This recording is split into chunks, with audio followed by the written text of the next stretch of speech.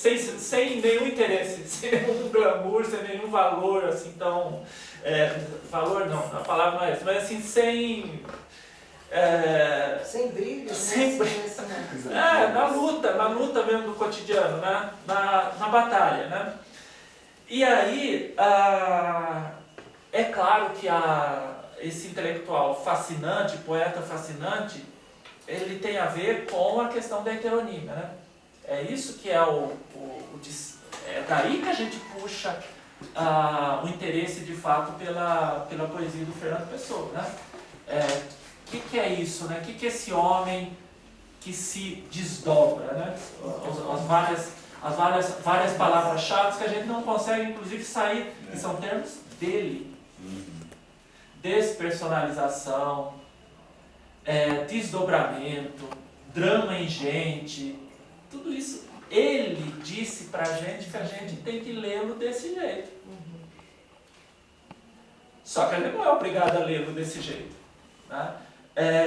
E é difícil sair dessa armadilha que ele criou pra gente, né? Eu acho que a questão da sátira ajuda a sair da armadilha. Porque que eu me lembro, o Fernando Pessoa não falou, eu me satirizo o tempo todo. Eu faço sátira de mim mesmo o tempo todo. Não me lembro dele falar, nem usar a palavra sátira nos textos dele. Não me lembro. E até se ele fizesse, quebraria a sátira. E quebraria com ele mesmo. Com tudo, né? Com tudo, né? Aí não tiraria só o teto da casa, desmoronaria as paredes. Bom, aí a questão interessante, né, dessa heteronímia, que é um processo criativo, vamos entender como um processo criativo, e ao mesmo tempo é um baita projeto de vanguarda, né? Está dentro, embora a palavra heteronímia é uma coisa anterior ao Fernando Pessoa, já existia na língua portuguesa anterior ao Fernando Pessoa, mas se diz que quem levou assim, né, que explorou a mesma coisa, levou nos seus limites essa questão da heteronímia, seria o Fernando Pessoa, né? Essa coisa das cento e tantas, o Pissarro fala em 136, né? Teresa Rita Lopes fala em mais ainda. Por aí você vê também que a gente está num nível sediço, né? Num nível de discussão muitas vezes movediço, né? Como é que é isso? Um fala que é 136, outro fala que é mais de 200, né? E então, a gente só conhece 4, 5. Máximo 4, 5, né? Então, há um processo de... Essa heteronímia é um processo, não querendo usar o termo da crítica literária brasileira contemporânea, uma autoficção. Não quero usar no sentido que está usando hoje, mas tentando entender no sentido outro. Não é também um processo de autoficção do próprio Fernando Pessoa? Ele se cria como muitos personagens de si mesmo, né? Torna isso uma espécie de labirinto que a gente não sabe por onde entrar e como é que sai disso aí. E essa autoficção, ela está, na minha visão, inclusive no próprio trabalho crítico, quando ele diz como é que a gente tem que interpretá-lo. Ele também cria uma ficção crítica de si mesmo, né? E nesse sentido, de novo, a sátira talvez consiga desmantelar essa autoficção de si mesmo. Autoficção de si mesmo é redundância, né? Essa autoficção. Essa autoficção poética e essa autoficção crítica. É possível pensar em tudo isso, né? E aí a questão da sátira acaba sendo um recurso, um método, né, uma estratégia crítica que desvela talvez essa autoficção, desvela essa fantasia sobre si mesmo, essa invenção sobre si mesmo, que a gente embarca quase sempre. Seria uma espécie de antídoto, né? A esse feitiço, né? Esse feitiço crítico e poético do Fernando Pessoa, porque de toda maneira é isso, o Fernando Pessoa é essa coisa magnética, fascinante, no sentido de dizer assim, ele está falando o que eu sinto, alguma coisa assim, né? Esse verso é a minha cara, um negócio desse tipo, né? E esse poema é a minha cara, né? Então, a sátira cria um distanciamento, né? E cria um realismo nesse sentido, né? Porque enxerga a coisa talvez no seu real tamanho. E o seu real tamanho é alguma coisa que tem muito de autoficção. Não estou conseguindo achar outro termo aqui, de autoficção poética e autoficção crítica. Isso para falar um pouco da... Não estou olhando meu tempo aqui. Vai falar mal. Ele não estava brincando. Bom, então, passando agora para um outro ponto aqui, uma outra questão, um outro problema do seu trabalho, assim, que vale a pena pensar. Agora, propriamente, falando do Pessoa, né? Vamos falar agora propriamente do Deixa eu só te perguntar uma coisinha. Desculpa se quebrando o protocolo, mas eu não queria deixar passar isso. Isso que você acabou de falar antes de passar para essa parte, né? Você acha que poderia estar ligado, que foi a hipótese que o Gabriel levantou, esse problema da autoficção, Fernando Pessoa, né, da autoficção crítica, né? Crítica e poética. Crítica e poética. Ao problema do diletantismo, que estaria não só na figuração do Alberto Caeiro, mas nessa própria, no enfrentamento do próprio Fernando Pessoa, como esse ser que ao mesmo tempo é ordinário e é um poeta, né? E qual é o papel do poeta numa sociedade ordinária, né? Em que o que vale é o ordinário. Talvez é interessante Entendeu? pensar isso nos próprios, nas cartas, por exemplo, né? Centenas de cartas, ele se achava o máximo. Ele se achava o máximo. Assim, um ser humano diferenciado.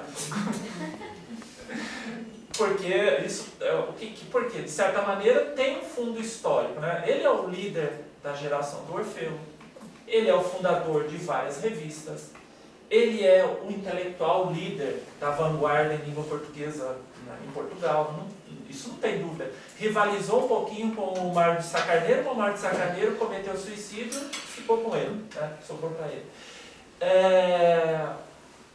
Ele tem uma trajetória pequeno-burguesa mesmo, né, em que a projeção viria mesmo pelo meio intelectual, não seria, a projeção social não poderia ser por outro caminho, né? O pai era um crítico de música que morreu de tuberculose, enfim, sempre no meio artístico. Mas se eu tentei responder, se eu consegui responder alguma coisa, eu acho que ele tinha uma certa percepção do meio intelectual, no sentido do que ele estava fazendo era fora da curva, e ao mesmo tempo de reconhecer a mediocridade reinante. A mediocridade do meio provinciano, do meio atrasado, do ambiente pequeno, que era a Lisboa do tempo, né? O que também o coloca numa condição de achar que o que ele estava fazendo era extraordinário, porque ele tentou, muitas vezes, publicar as coisas dele em inglês. Hoje já se tem provas de que ele tentou de tudo, né? Escrever com os editores de língua inglesa para as editoras, traduzir as coisas dele, muitas das coisas. Ele achava que ele ia chegar ao Nobel pelo inglês. Ele tinha essa... hoje, cada vez mais, se tem certeza que ele achava que ele ia conseguir chegar ao Nobel na medida em que ele chegasse ao inglês. Porque ele, de fato, ele falava inglês. A primeira língua dele é o inglês. lá na África do Sul, Durban, né? Que ele fez high school, fez tudo em inglês, escreveu uma redação lá para Cambridge. Ele só não foi fazer letras em Cambridge porque ele não era cidadão britânico na África do Sul. Ele era cidadão português. Se ele for, aí resolveram colocar esse critério lá para ele não pegar o primeiro lugar. Nessa redação que ele fez no high school. Então ele tinha esse sonho, né, tinha realmente, parece, esse sonho da projeção internacional, de ser, de superar aquele meio medíocre, aquele meio limitado, né, que o meio limitado era a língua portuguesa, era Portugal, era Lisboa, era tudo isso, né. Engraçado que ele tinha uma certa consciência, acho que tinha também uma certa consciência desse diletantismo para o lado da mediocridade reinante, né? E aí essa heteronímia, né? esse projeto poético da heteronímia, dos múltiplos desdobramentos, talvez porque também uma outra característica do Fernando Pessoa e da própria vanguarda é o inacabamento, né? Parece que o Fernando Pessoa é o típico modernista, o típico projeto de vanguarda que começa, vai até um ponto, larga, passa para outro, infinitamente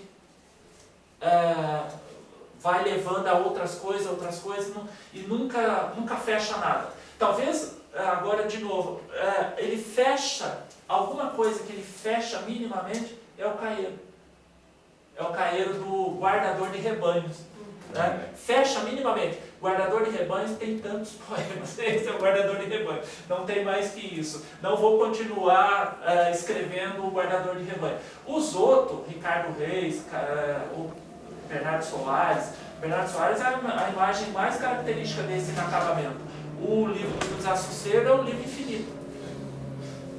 É a metáfora do livro infinito. Que não acaba nunca, que não termina nunca. Aqui alguma coisa se fecha, né? Minimamente tem um acabamento, tem um fechamento, né?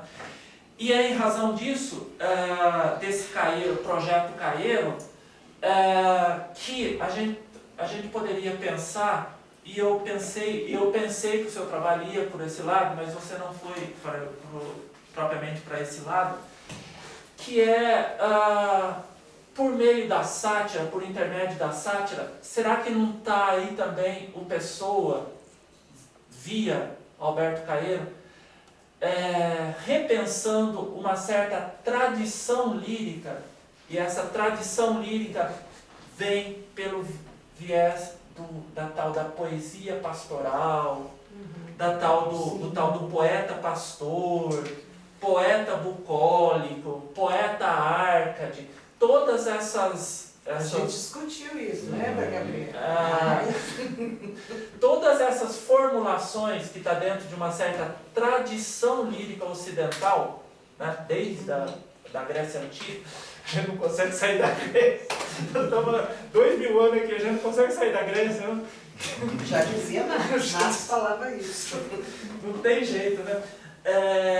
Que de certa maneira tensiona antiguidade e modernidade, né? Porque a pergunta satírica aí, o que o poeta pastor está fazendo aqui no século XX? Né? O que é isso? Poeta bucólico no meio da... O que é um poeta bucólico em plena segunda revolução industrial? Né? E a sátira que vai dar a resposta, não é? Não seria isso? É a sátira que vai dar a resposta. Que troço é esse poeta Árcade no meio das ruas de uma grande cidade? Nem tanto, né? Porque não tem grandes cidades em Portugal, não tem metrópole, né? Mas enfim, nesse projeto Europa, né? Entrando de lado, porque Portugal entra de lado no projeto Europa, sempre, né? Porque é periferia e tudo mais, né? Correndo atrás da modernidade, tem isso. Entra meio de lado, assim, né? Meio disfarce, meio tentando, né? Chegar junto, mas não chega nunca, né? Mas não é só o caso de Portugal, né? Itália também, né? Entra de lado, né? Aí que entra, aí é uma pergunta interessante para o projeto Cairo, né? E a sátira, por isso que daí, talvez você pudesse, no trabalho, você faz uma boa análise desse poema 8 aí, que é impactante realmente, né?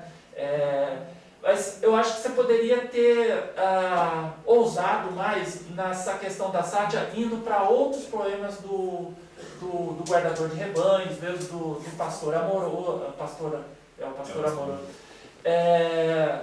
E, inclusive, eu acho que por um projeto de doutorado você pode estender, sair do Cairo, avançar para mais do Cairo, ver essa questão da sátira. Por que não ver a sátira no Reis? Por que não ver Porque,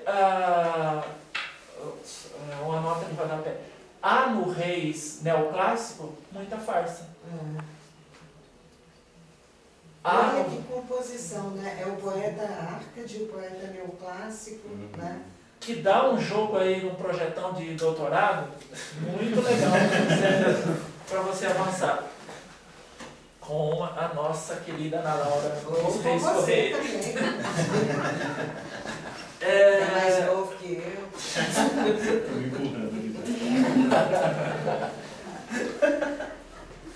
Coisas futuras, como diz o Machado de Assis. Aqui nós sempre pensamos em coisas futuras. Ainda mais com vocês aí, todo mundo aqui, a gente só pensa em coisas futuras. Então, poderia ter, no caso desse poema 8, parece que está mais evidente, né, nessa questão da sátira, né? Digamos, o desmantelamento do discurso bíblico, né? O tensionamento dos referenciais bíblicos. Aliás, o conhecimento de Bíblia, também você cita umas coisas lá que não é muito óbvio, não. Parece que você andou por esse caminho. Que é pouco comum. Mas voltando aqui, talvez pudesse, se você fosse por esse caminho aí do poeta pastor, da sátira, sempre sátira, não tomada a sério, obviamente, né? Da sátira do poeta pastor, do poeta bucólico, talvez ficasse mais evidente esse tensionamento entre natureza e sociedade. Ficasse mais evidente isso que a gente, essas questões que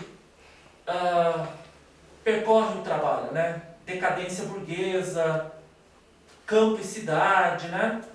Periferia do capitalismo, revolução industrial. Talvez essa questão do poeta pastor, do poeta bucólico, mostrasse com mais clareza o deslocamento, o fora de lugar dessa poesia mesmo no tempo do Fernando Pessoa. É uma dicção fora da curva. Está tudo falando fora da curva hoje em dia. Eu também estou falando fora da curva. É o poeta fora da curva. Né? O ódio que tem de ficar falando as obviedades que estão aí no dia. Estão obrigando a gente a falar essas. Obrigando não, mas enfim. A gente não queria falar fora da curva, mas. Tá, não repete então. Eu não queria falar fora da curva, estou falando fora da curva. Então, talvez evidenciasse mais esse estranhamento, esse distanciamento entre o que é esse poeta que celebra a natureza, né? E ao mesmo tempo o tempo histórico é um tempo de destruição da natureza, né? Um poeta que fala de uma possível harmonia na vida no campo, né? De uma possível vida plena, né? No contato com a natureza, com a vida campesina, E ao mesmo tempo o riacho que corre, o perfume da flor e todos esses lugares comuns, vamos dizer assim, de uma certa poética, né? E o quanto que isso é alguma coisa que se encaixa mal, está mal no quadro, né?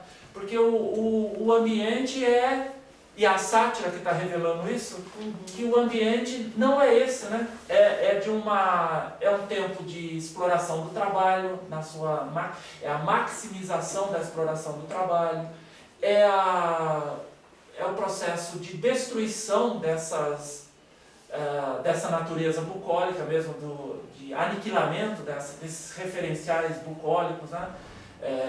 Enfim, é poluição, é o trabalho, é a máquina, é a cidade, é a mercadoria, é o mundo da troca, né? Então, e o poeta aqui, o poeta parece que ele está falando de um mundo ultrapassado, né? De um mundo impossível. Por isso que tem um certo, e a sátira dá essa impressão, de um poeta que em certa... E aí também talvez esteja a contradição interessante do Pessoa. Esses versos que você leu, por exemplo, eu estava pensando nisso, é a percepção histórica do não lugar, de alguma coisa que está fora do esquadro, e ao mesmo tempo é um verso que emociona. Ao mesmo tempo uma... E a Cleonice Berardinelli lendo isso aí, então, não tem para ninguém. Lá no documentário O Vento Lá Fora. Como é que a gente articula, né? Como é que a gente pode entender isso, né?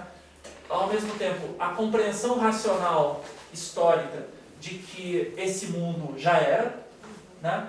E ao mesmo tempo fica uma certa adesão afetiva a esse, porque se emociona, tem uma certa adesão afetiva a esse mundo perdido. Ainda tem, né? algo vivo, não sei. Por que isso aí vive ainda, né? Pelo menos nos nossos sentidos, nas nossas percepções, né? Nos sentidos humanos, né? E porque o Caeiro também mexe com coisas muito sensíveis, né? Filosofia, religião, né? São coisas que mexem com a gente, né? E coloca em questão essa ideia de misticismo, racionalismo, paganismo, né? Parece que ao mesmo tempo, então tem um Fernando Pessoa Caeiro que consegue fisgar a gente, né? Ele pega a gente, né? Ele consegue pescar a gente para coisa, né? E aí, qual é, para a pergunta final nesse sentido, o que a pessoa está fazendo afinal, né? Que projeto poético é esse, né? Em plena modernidade, embora seja uma modernidade periférica, né? Conectada com outras questões aí relacionadas ao atraso, enfim, uma série de outros elementos. Como que essa poesia do Pessoa, né, se insere dentro de uma estrutura da lírica moderna, né? Para lembrar do Friedrich. Como que ele entra dentro dessa lógica, né, da lírica ocidental e tal. E fica a impressão, via sátira, que talvez o projeto Caeiro seja a consciência de que as coisas estão fora do lugar, que as coisas estão não há uma plenitude essa modernidade, ela está atravessada, nessa experiência pessoana, ela está atravessada por uma vida, por uma condição histórica, por uma condição social, no mínimo, com sensação de inadequação, de uma consciência dilacerada, de certa maneira, pode-se pensar, uma consciência dilacerada desses cacos que não se juntam direito. Foi falado em cacos aqui. Dessa figura, dessa possibilidade de figuração que não consegue montar o objeto na sua totalidade. Ele fica como alguma coisa incompleta, a palavra é essa, né? E nesse sentido, aí o Pessoa entra dentro de uma lógica da lírica moderna desde Baudelaire, né?